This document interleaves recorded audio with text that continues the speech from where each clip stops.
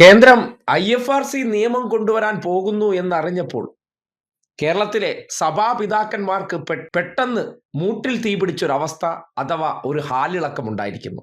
അവരോട് ചോദിക്കാനുള്ളൊരു ചോദ്യം, എന്തിന്? നിങ്ങളുടെ അരമനകളിലേക്ക് കേക്കും വീഞ്ഞുമായി വന്ന സന്ദർഭത്തിൽ പരവതാനി വിരിച്ചു കൊടുത്തപ്പോൾ അറിഞ്ഞില്ലായിരുന്നു? മറ്റൊരു ന്യൂനപക്ഷത്തെ വേട്ടയാടാൻ പല കരിനിയമങ്ങളും കൊണ്ടുവന്ന സന്ദർഭത്തിൽ നിങ്ങൾ കൈയടിച്ചവരല്ലേ? അപ്പോൾ ഇന്ന് പഴുത്ത പ്ലാവില വീണപ്പോൾ അതിനൊപ്പം കൈയടിച്ച് ചിരിച്ചവർ നാളെ നമുക്ക് ഈ ഗതി വരുമെന്ന് ചിന്തിച്ചില്ല. എന്താണ് സംഘപരിവാറിന്റെ ലക്ഷ്യമെന്ന് നിങ്ങൾക്ക് അറിയാൻ പറ്റുന്നില്ല. ഈ തവളയെ വെള്ളത്തിലിട്ട് ചൂടാക്കുന്ന ഒരു പരിപാടിയുണ്ട്. ആദ്യമേ ചൂടുവെള്ളത്തിലെടുത്തിട്ടാൽ ചാടിക്കളയും. അപ്പോൾ എന്ത് ചെയ്യണം? നോർമൽ വെള്ളത്തിലിട്ടിട്ട് പതിയെ അതിന് തീയിടണം. സ്വാഭാവികമായിട്ട് ആ ചൂട് കൂടി വരുമ്പോൾ അറിയാതെ തവള ആ വെള്ളത്തിൽ വെന്ത് ചത്തോളും. അതുപോലെയാണ് ന്യൂനപക്ഷങ്ങൾക്കൊപ്പം നിന്ന് അവർ ആട്ടിൻ തോലണിഞ്ഞ ചെന്നായ്കളെന്നറിയാതെ ശത്രുവിൻ്റെ മുഖ്യ ശത്രുവിനെ ഇല്ലാതാക്കാൻ ഈ ശത്രുവിനോടൊപ്പം ചേർന്ന് ആദ്യം അവരെ ഇല്ലാതാക്കും. നിമോളർ എന്ന പാസ്റ്ററുടെ വരികൾ പലതവണ ഓർമ്മപ്പെടുത്തിയിട്ടുള്ളതാണ്. ഒടുവിൽ അവർ നിങ്ങളെയും തേടി വരും. ഇന്നിപ്പോ മുഖ്യമന്ത്രി മാത്രമാണ് ഇതൊരു കരിനിയമം എന്ന് പറഞ്ഞിട്ടുള്ളത്. അല്ലാതെ കേരളത്തിലെ ഒറ്റ രാഷ്ട്രീയ നേതാവോ ഈ സഭകൾ ഉൾപ്പെടെ തെരഞ്ഞെടുക്കപ്പെട്ട അവരുടെ നോമിനികളായിട്ടുള്ള കോൺഗ്രസിന്റെ 18 MP-മാരോ ഇതിനെ സംബന്ധിച്ച് വായ് തുറന്നിട്ടില്ല.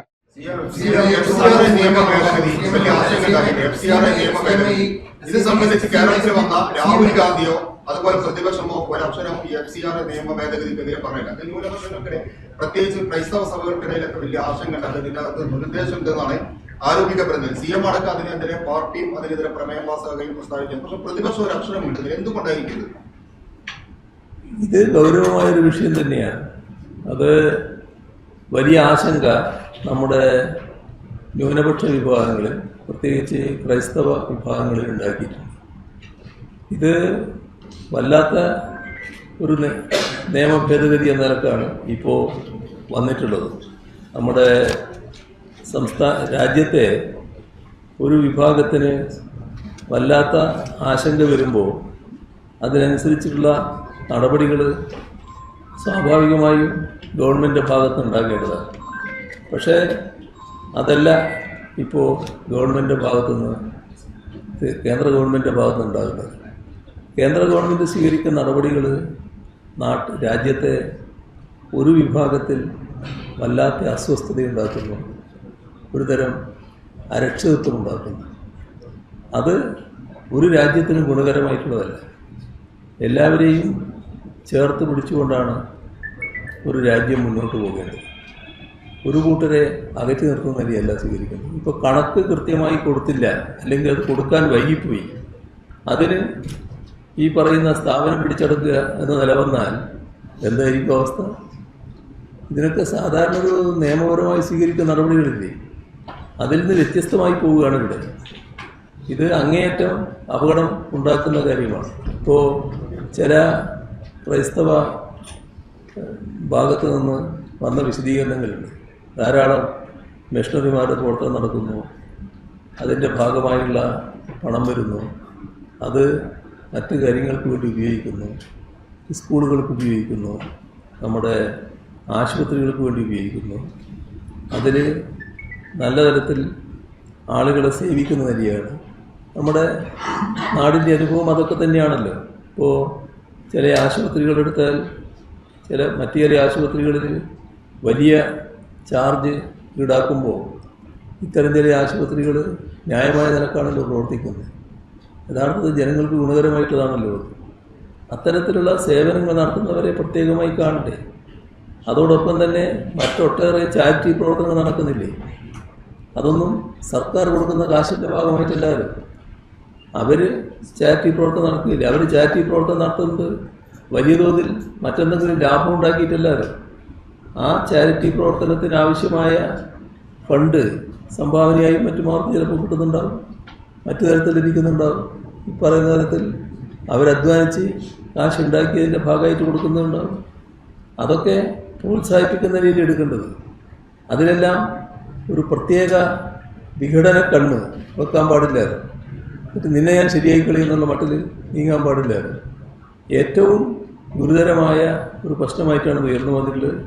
അടിയന്തരമായി തിരുത്തേണ്ടതാണ്.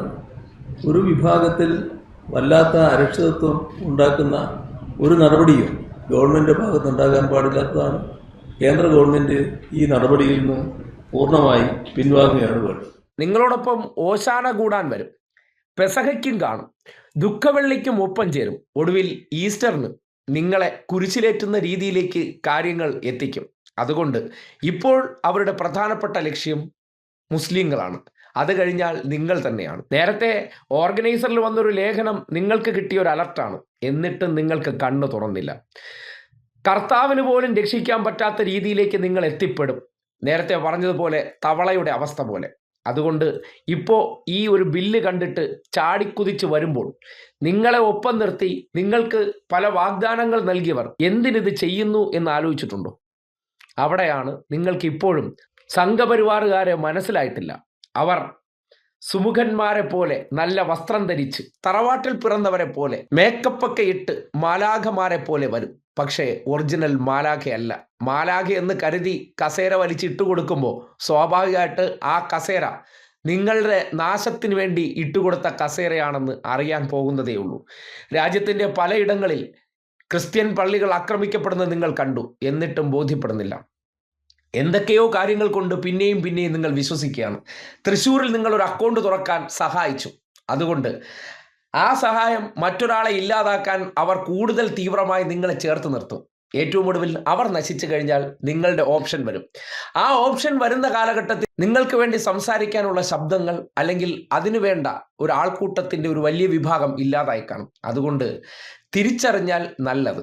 വരുന്ന തെരഞ്ഞെടുപ്പിലൊക്കെ ആലോചിച്ച് വോട്ട് ചെയ്തില്ലെങ്കിൽ ഇപ്പോൾ പിണറായി വിജയന്റെ ശബ്ദമെങ്കിലും ഈ സന്നിഗ്ധ ഘട്ടത്തിൽ ഉയർന്നു കേട്ടു.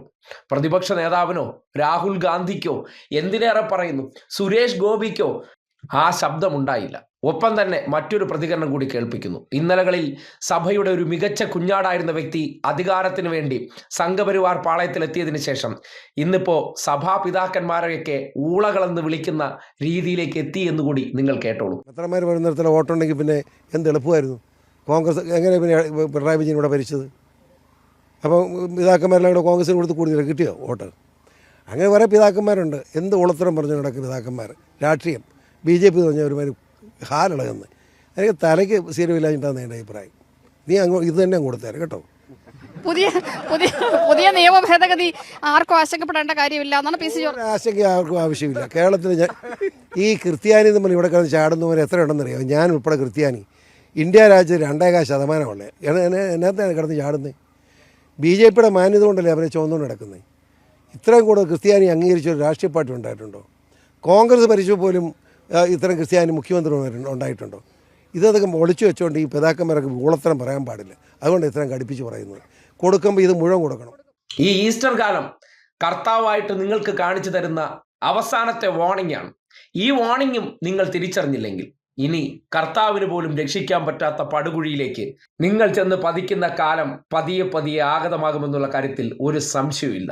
അതുകൊണ്ട് കേരളമെന്നൊരു തുരുത്തിനെയെങ്കിലും സംഘപരിവാറിന്റെ കാൽ കീഴിൽ കൊണ്ടുവയ്ക്കാനായിട്ട് നമ്മൾ വിടുപണി ചെയ്യണമോ വേണ്ടയോ എന്ന് ലോഹയിട്ട പിതാക്കന്മാരൊക്കെ ഒന്ന് ഇരുത്തി ചിന്തിക്കുന്നത് നല്ലതായിരിക്കും.